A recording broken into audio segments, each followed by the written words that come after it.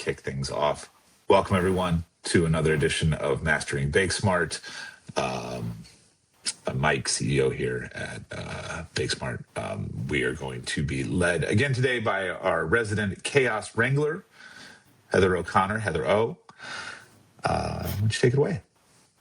Hi. Welcome in. Thanks so much for joining us, everybody, especially some of the folks who are going through the onboarding process. I really hope to dive into what reporting is in BakeSmart and how it's going to fit the needs of each of your independent businesses.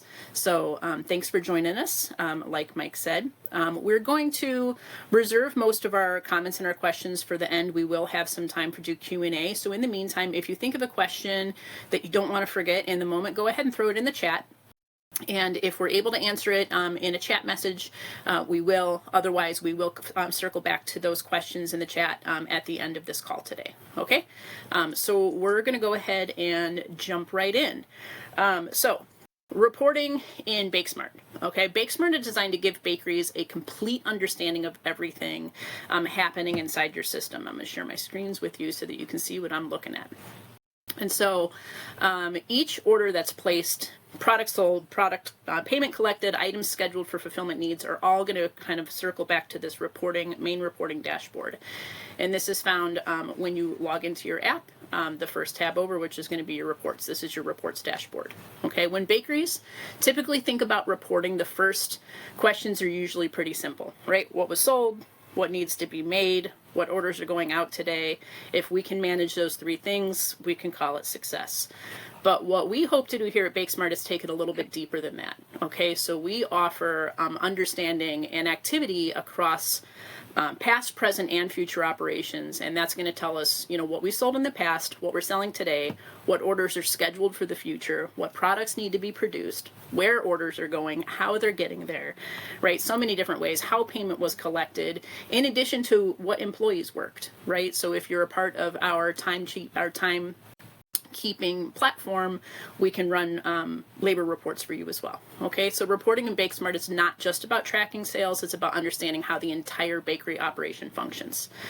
Okay, to understand that workflow, today I broke down this next 45 minutes into 3 different stages of activity, just to kind of highlight specific reports that function inside of those different roles. Okay, obviously there's front of house. Front of house is going to be the people who take the orders, the people who sell the orders, your counter staff, your baristas, how money is tracked and products are sold. The next is going to be your back of house, and back of house is going to be the products, how they're produced, who bakes them, inventory, things like that. And now there's another area that I commonly refer to as middle of house. And middle of house is going to be like not your production staff, but not your customer facing staff. Typically it's your wrappers and packers, your management, your upper management, the support staff that kind of bridges the gap between front of house and back of house. I just refer to that as middle of house as a kind of a go-to. Okay, so each stage uses reporting differently, but all of the data comes through from the same system, like the same orders. So that's kind of how we're going to break down today's conversation. Before we get into that, though, I think that there are 3 key reporting dates that we need to understand when we're talking about reporting. Okay. And this is just how we track the different reporting dates in the system, and this is going to allow you to pull reports based on what you're looking for. The first is going to be the entry date. And an entry date is obviously when the order is taken or when the sale is made. In the POS, it's when it was ordered into the system from that initial time. The next is going to be the fulfillment date. When is this due? If it's a POS sale, typically it's entered and due the same day because it's a direct sale out of your system. But if it's for the future, you will have a fulfillment date, and that's when the order is due. The next one is going to be your payment date, and this is where it gets kind of tricky. If you're using something like our payment request link, the day you put the order in, the entry date, and the day that it's fulfilled are not always the same day that it's paid. It can be paid the next day. It can be paid somewhere between when it was ordered and when it's fulfilled. If you're working with deposits, a deposit can be made on the entry date, and then the final payment could be made at fulfillment when they pick up. And so that's why we wanted to highlight the fulfillment date, the entry date, and the payment date as 3 different kinds of dates that you need to be aware of in reporting. Okay, and we can circle back around to that if you guys have questions, but you'll see how that kind of works as we filter through reporting today. Okay, let's jump right into then the front of house reporting. Okay, front of house report begins with sales activity and point of sale operations. This is where you're going to track products you sold, customers you paid, financial activity associated with daily operations. Front of house teams rely on this reporting and two key things: what product was ordered or sold, and how did we receive that money, and how was that order paid for. Different reports that we might look at here are going to be our POS sales reporting, transaction reports, tip tracking if that's something that your bakery offers, and then drawer reconciliation and Z reports. Okay.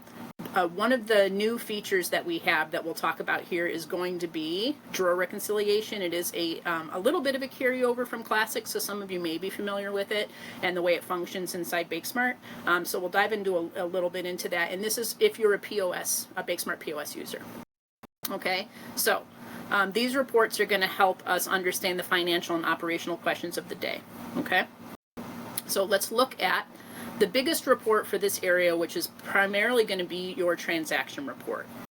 Now, when you first go to your reports dashboard, you're going to see that you've got a couple of quick create reports here, and that's going to be transaction, payment, and ordered items. For front of house things, we're going to be looking primarily at transactions, and this is going to take us to sales, refunds, and details. If you click on this, it's going to populate your left side of your screen with all of the choices that you have. Okay. The transaction report is going to provide you with the most complete view of the order activity inside your BakeSmart system. The first thing that you're going to want to look at is the date perspective that you're looking at, right? If you're looking for financials for the day of, you're going to want to filter this report by your entry date. It's not going to let you pick both entry date and fulfillment date because that wouldn't make sense, but you're going to want to sort this by entry date. And so what you're doing is you're telling this report, I want to go by entry date, let's start there. Then you can compound this and say, I want to know time, location, if you've got multiple locations, and transaction type, which is going to be POS, app, e-commerce, if you've got reoccurring orders and wholesale. So that's going to be something that you can kind of thin out here. But for the purpose of this, let's just look at like a general transaction report filtered by entry date. We're going to look at the detail view, and then date to search. I'm going to pick the entry date because we made sales today and I want to know what we did today. Okay, my date window could be today, could be yesterday. These are preset in here. And then you can also set a custom window as well if you want to look at a block of time, right? So let's look at what let's look at what last week's transactions were. And we're going to leave this set to all locations because I want to know what the health of the entire company is. All transactions instead of just orders, app, e-commerce, same day. I want to know everything. Give it to me all. And so you'll see that there are a lot of options to change this up because we recognize that each of you function completely differently inside your organization and you may be looking for different data. So we've tried to create just a few reports with lots of options so that we didn't kind of overload you with all of the different types of reports there can be based on this. Okay. We're going to be looking at closed and open fulfillment status. You could also look at your canceled and your quoted, but today we're just going to look at closed and open because we understand now that if it was picked up and finished being paid today, it's going to be moving to close, or if it was placed today with a deposit, it will be open. That's terminology based around your order type. Okay, so we're going to generate this report and it's going to show us each day of this week broken down by the order, whether it was taxable, non-taxable, all the way down into the end. And so we can look at each detail here for this week and then a total gross at the bottom. Okay, this is a great report just for getting a snapshot of everything. Now, this is also going to be a great report that's you can use for your sales tax, right? So instead of running it for last week, let's run it for last month and generate that report. And we can, instead of looking at the detail, just give me the summary view, right? And it's going to tell me every single day, here's my sales, taxable, non-taxable, the tax that I collected, city and state, and there's my liability down there at the bottom. I know that usually around the 20th of every month, people are looking to apply their sales tax, pay their sales tax. And so this is a report that you're going to want to run Another beautiful thing that BakeSmart does is that you can save this report, and I'm going to call this Sales Tax Monthly. And what this is going to do is it's going to save the parameters that I set for this report so that I know next time I hit sales tax and run this report, it's just going to pull it up no matter what time of day, what day of the month it is, it's going to pull last year's data, or excuse me, last month's data. And then another thing is going up to scheduled report. I'm going to send this to Linda in accounting by putting her email address in here, except her name is Heather. And so we're going to send this report that we just saved to Linda, and it's going to be sent monthly on the first of the month. And I'm going to send it. I'm not mean, so I'm going to send it at noon instead of it, in the AM.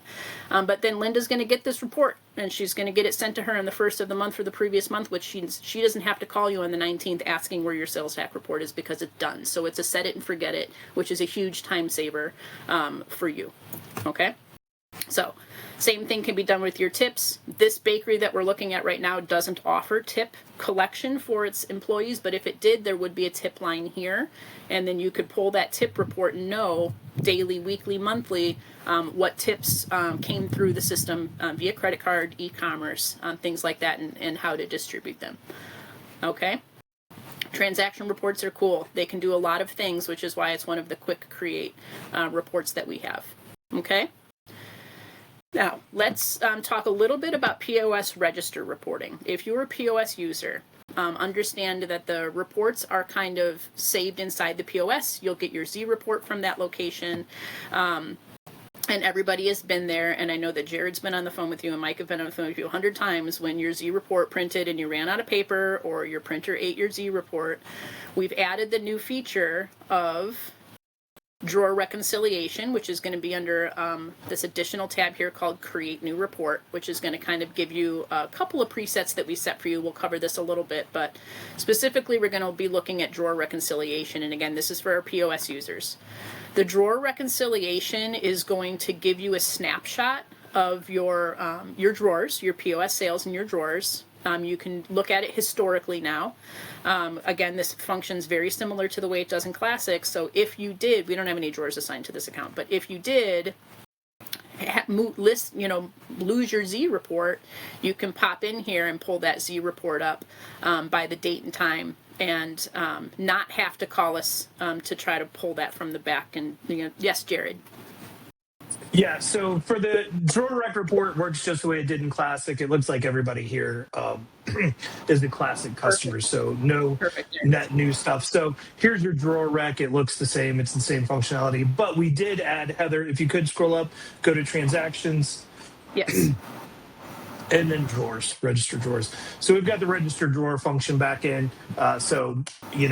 Mike Snat, I know you've been using the POS heavily. We've got this back in here now. So you can run your V reports from here. You can count down your drawers from here. You can do all those sorts of things from here. So I think that's kind of what Heather was trying to touch on there. Yep. Drawers are back. The drawers are back in town. I think that was a song. Anyway, and then you can run your drawer rec report too, which functions identically to the way it did in Classic. Yeah, what Jared said. So that is great. And again, when you look at your dashboard here, aside from the quick create reports that we do have, if you want to go and create a new report, you can get to it either from the dashboard underneath the drawers or from this drawer reconciliation report. Okay? So again, for front of house needs, this transaction reporting is going to be great for tracking sales, tips, sales tax, all of those sorts of things. Now let's move to back of house. After you've made your sales, whether they're in the POS and you want to look at the historic data or for future orders that came in through your POSs or through your ordering app for your front of house staff, the back of house staff now needs to be told, what are we making, right? They're the production planning and product demand for your bakery. The information used by your production team comes directly through all of the orders that are collected through the system, e-commerce, wholesale, POS, in-app, all of that, okay? They need to know what is baked tomorrow, how many items need to be prepared, what products need to be created for wholesale, and then also what's going out for deliveries, right? So common reports that we're going to use here is going to be an item report, and an ordered item report. And let's talk a little bit about the two different views for those, okay? Products that have already been sold are going to be a part of the item report. This is going to be your historical data. This is what you're going to look at to see what your sales were this time last year or for St. Patrick's Day, which is coming up, to identify your number one sales, to kind of see what you sold really quickly. And so that way you can ensure that if you want to do a 10 to 12% increase in sales this year, you're going to want to bump up your on-hand inventory to reflect what that historical data is showing. Okay, so that's going to be an item report. And for that, the item report can be filtered by location, fulfillment method, date and time, order and entry. For us, we just want to look at the group, the bulk data. So give me my items, right? I don't need to know anything else.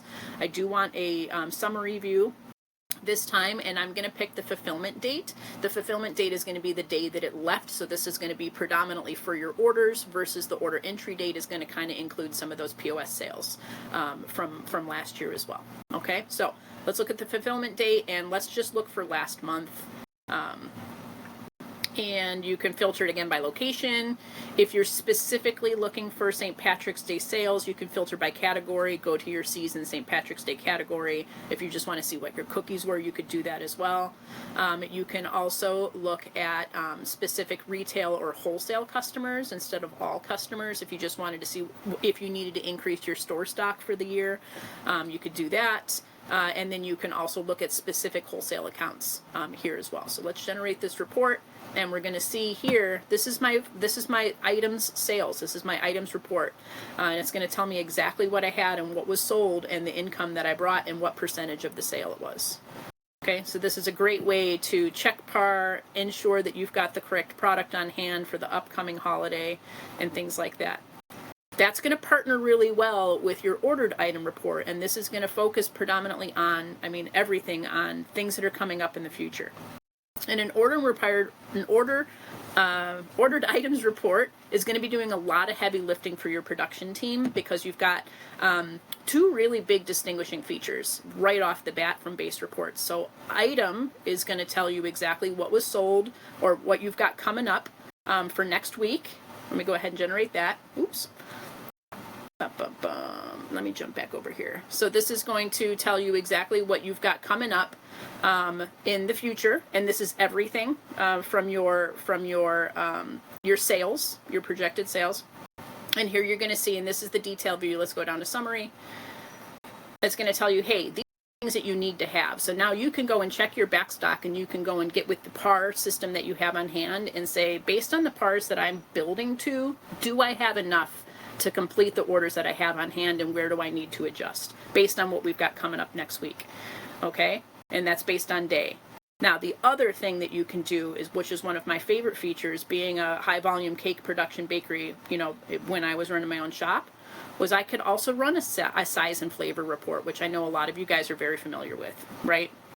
And so size and flavor report is going to tell me exactly how many layers I need and in what size for flavor. I like to run mine by flavor and then size inside that flavor, which is kind of what we're doing here. So let me go ahead and bump this out to last week. I think there's a ton in there.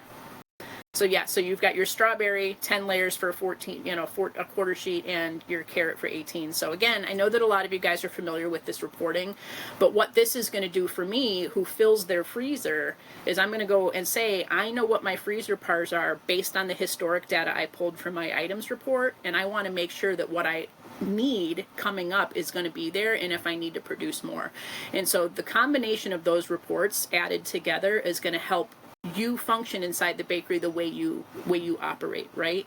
I know some of you stack the freezer. I know some of you bake to order. It really all depends on the way your production team works. But what BakeSmart has done is given you the opportunity to kind of really finesse and massage these reports to reflect what you need: location, customer type, category, if you're just looking for a specific category. And now there's another feature in here that we can talk about, something that some of you who have onboarded with me, we've talked about, is department. Okay, let's say you have a cookie department and that's all their job is to pack your orders and also cut out all of your sugar cookies. If you apply a department to the singular product in your list, in your items list, you can run just those items on a report and give it to that one person. So this is kind of how you're going to give, marching orders to each of the members of your team. If you wanted to kind of give them a production list specific to their job role, is you would use that department feature, and reporting does allow you to produce those reports based on that feature. Okay.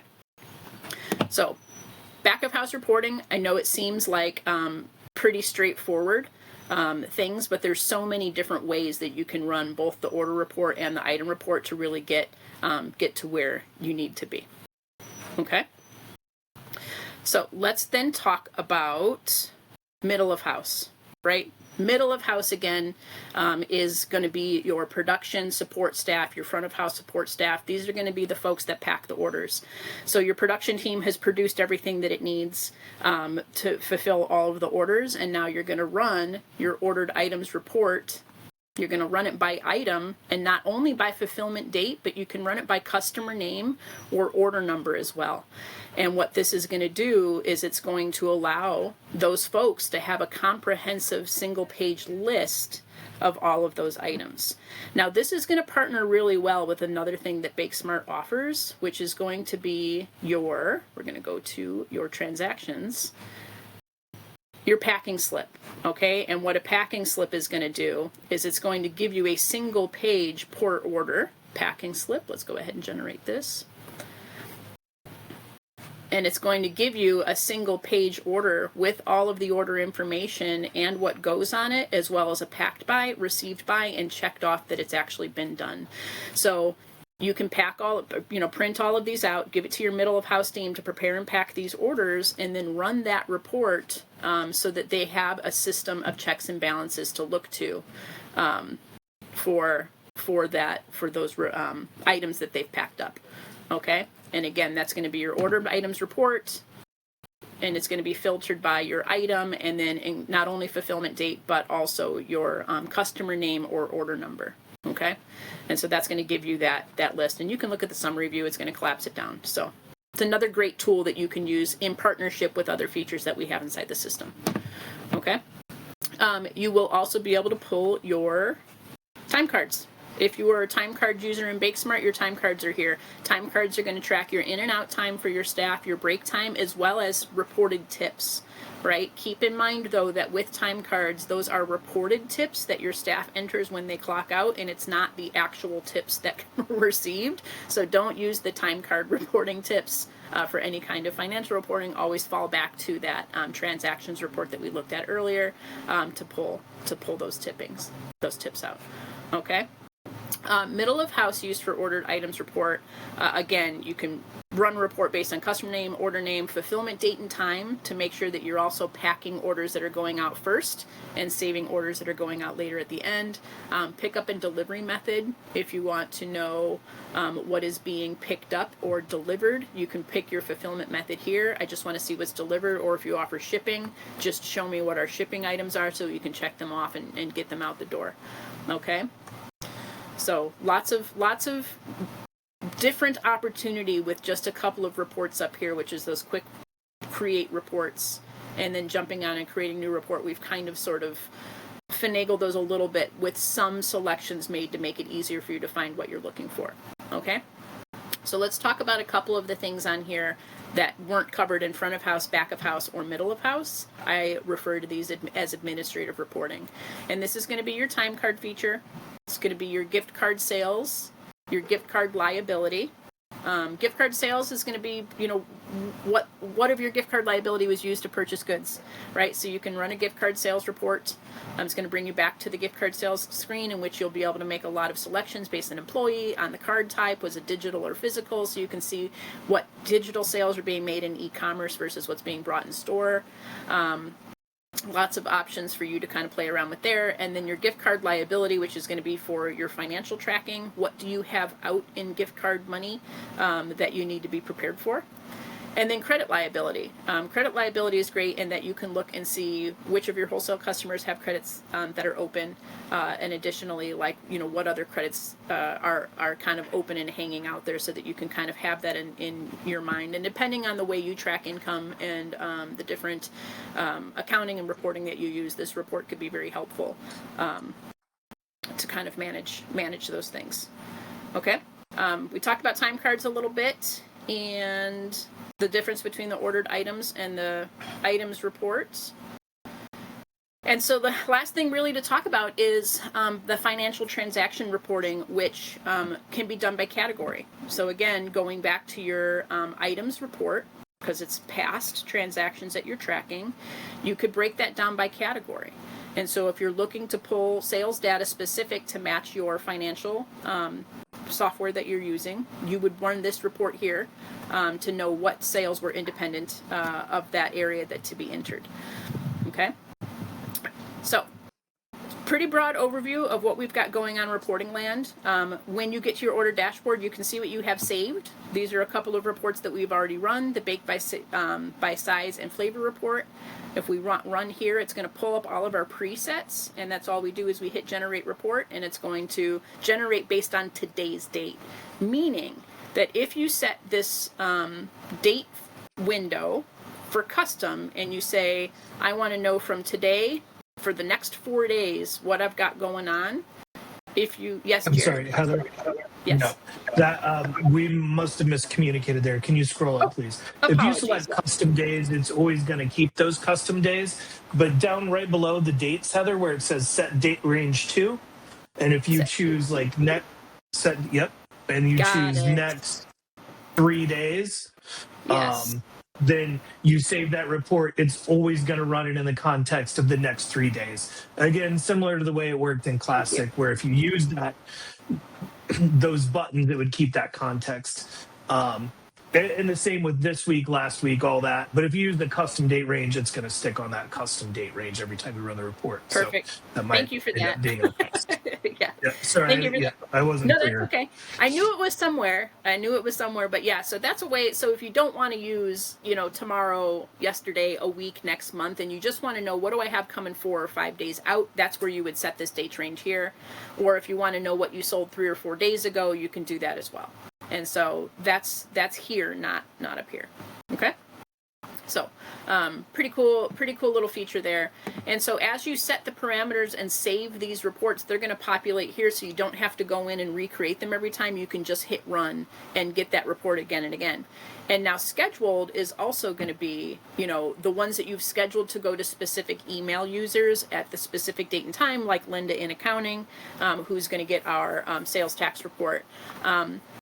So that's another feature that's built in here. Easy to get to, easy to look at. You can also go in here and delete that report. You can also go in, make adjustments, and resave that report to schedule.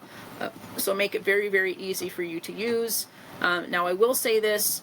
If you have a newer printer that has an email address built in, and it has to be a printer that comes stock with an email address, you can put that email address in here, and this report will print to that printer. Okay, so you can automatically print reports for your production team. If they show up at 2 a.m., it'll reprint at 1:30 with all of the most up-to-date information for the day, and you can put that in there, but you have to check that your printer has that capability, and it's most new printers and HPs. Okay, so that brings us to closing. Yes, Jared. Heather, could you do me a favor? Go into the production account and run us a payment report for like the last week, because I've been putting sales in. So let's do a quick payment report there, and let's do on payment date. That's fine. Give me like last week, and then maybe we can sort it by whatever. Scroll up a little bit. Oh, I don't know what location I was associated with. That's why I was just not going to pick one. Clear that out, sort it by location. We'll see what happens. Payment method. Whatever. Payment method? Doesn't there matter. You go. You got it. And then scroll it down and give us a report. Cool. So there's the payment report. Again, extremely similar to the way it works in Classic.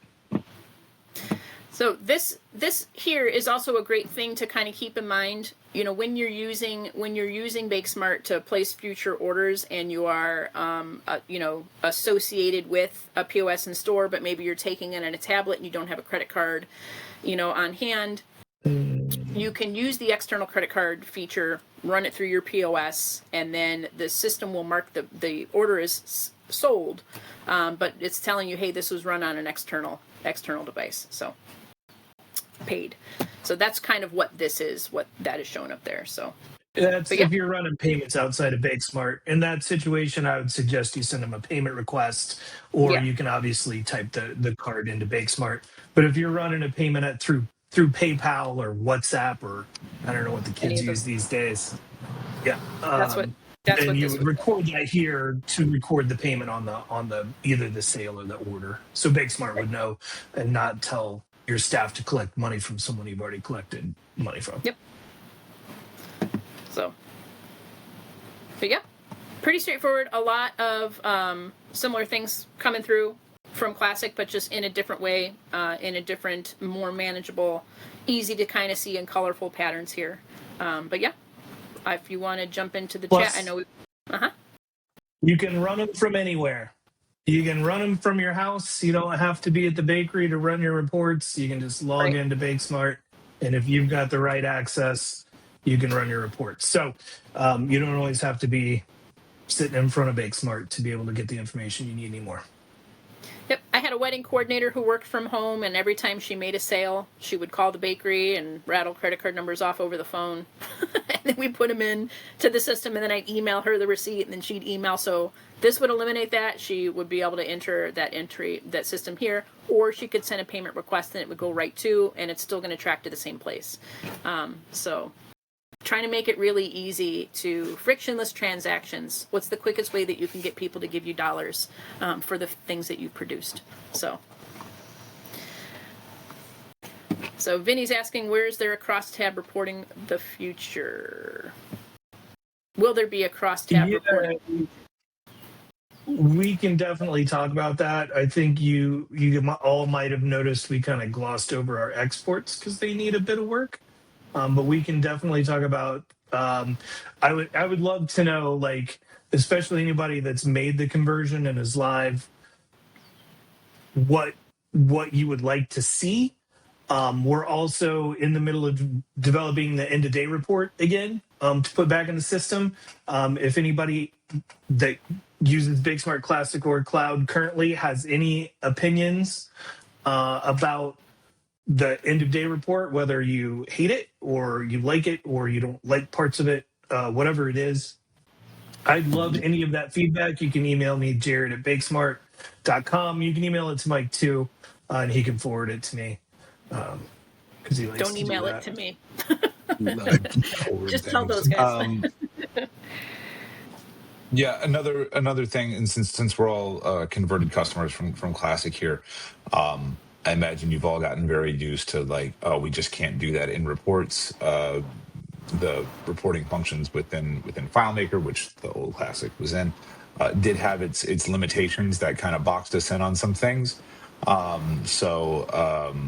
We've broken free of that, so we're in a whole new reporting engine, whole new setup. I don't know. There's a lot we can't do. So yeah, to see crosstabs, that's like, oh yeah, I bet we could do that, and I bet we could do it pretty quick and with some power behind it, to drill down and chop up data. So yeah, start dreaming again on reports, and let us know what you come up with, and we'll see what we can to implement on our end. Yep. So there hasn't been much that I haven't been able to find, especially going through the onboarding process with a lot of you, in the questions that you've asked. There hasn't been much that I haven't been able to find and be like, this is how you do that. And it really just comes down to the different layers of filtering that you apply on those three quick reports, right? And so, again, just playing around inside the reports, finding the way that you like it, and once you find something that you love, once you find something that gives you that data, save it save it, name it. That way you can kind of go back to it, and it's not set in stone. You can still get to it and generate it and pull something else off of it. But yeah, there isn't much that we haven't been able to create here that I found so far. So, okay. If anybody else has any questions, feel free. I don't know if we want to unmute anybody.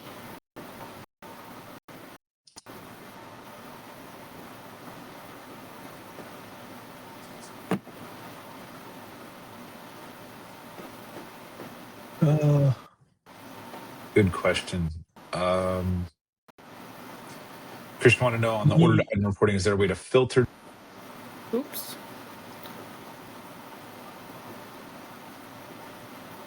Mike, you're muted. I just read Christian's question in the chat there. On the ordered item reporting, is there a way to filter down by pickup methodology? For example, how would we view just the deliveries for next week? So we're on order items. If we can scroll down.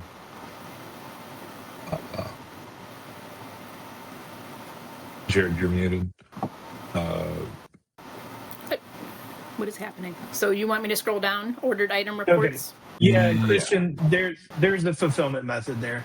Scroll down, Heather. Yep. Keep going down. So, yeah, fulfillment method. So. And then you can also, I believe, do that Like by multiple. location as well. Mm-hmm. Yep. Category shipping and then location. Well, can you do like? Okay. Yeah. There we go. That answers all my questions. Multi-selects on those. Yeah. You can stack. You can stack anything. The only thing you can't stack is the base report on for item and size. It's going to only allow you to pick item size or flavor. In the ordered items report, everything else can be stacked though. So you can stack by fulfillment date and time to sort by. But if you're looking at just the size, it's going to say that's it. We just want to look at the size. Okay. Yeah. Deanna, give me a little more time. We'll sort by last name. I'll get that up for you. There's not a way to do it right now. Obviously, I'm sure you've tried. But give me a little bit more time, and the next time we push some new software to production, I will have that sort for you.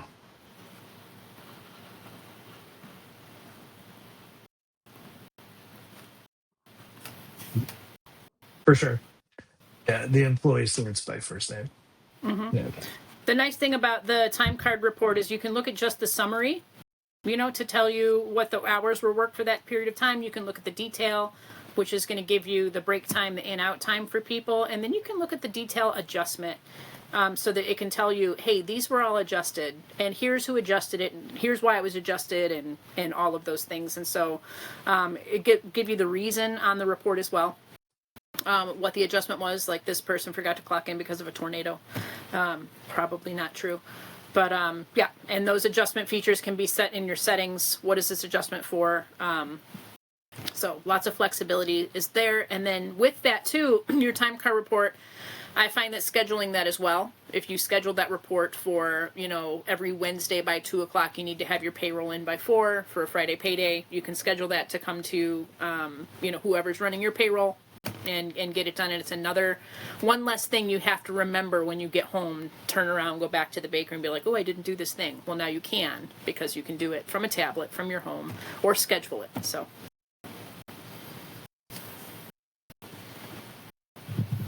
Cool.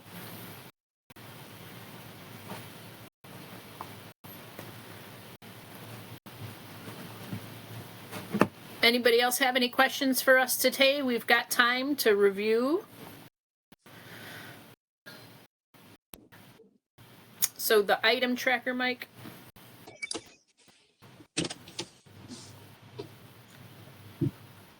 I think the item tracker is, Jared, you said that was in development? Or potentially? Well, we've got the finished checkbox, and we've got locations. Right. Yeah. So that exists on the home screen and on the order list. We don't. have the finished by function. I mean, I guess you could have them, because since that it's an open spot, you could put walk in and then initials to mark who did that. Not reportable though, I don't think. Now we can filter though. We can filter this list by what is complete, what's completed and what's not. Again, probably want to make a point over here. These are not item completions. This is order completion. So we don't have by item completion yet. Okay, well, I was mostly asking, I mean, I do have interest in this topic, but I didn't know if it was part of the order section or if it's more as part of the orders, like reports or orders, where is it found, basically? Yeah, we don't, from you doing it that it's in the orders directly. Yeah, and it is the order. So we're not exposing the line item layer, right? Beyond editing an order, making edits to it, or adding them to an order. Granted, this is kind of an advanced piece or a down in the weeds piece just a little bit. So I understand that these are still in the category of development. Yeah. But that's one of the features that my staff is going to ask about because we use it quite a bit. And I just wanted to kind of figure out where we were, but that at least gives me an idea of where we're at. Gotcha. Yep. It's on our roadmap for sure. Yeah. Item tracker is okay. 2026.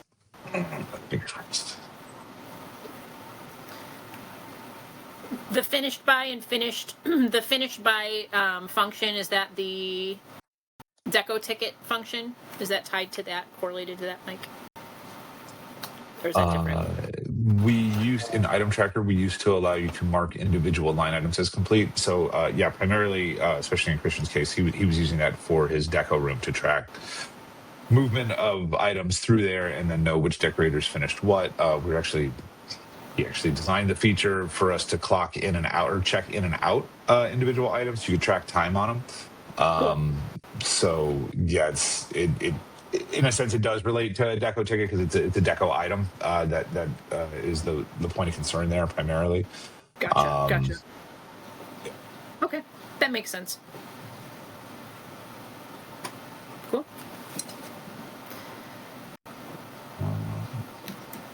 Any other questions, folks? Heather, great work. Fantastic. Thank you. I want to wrap this up.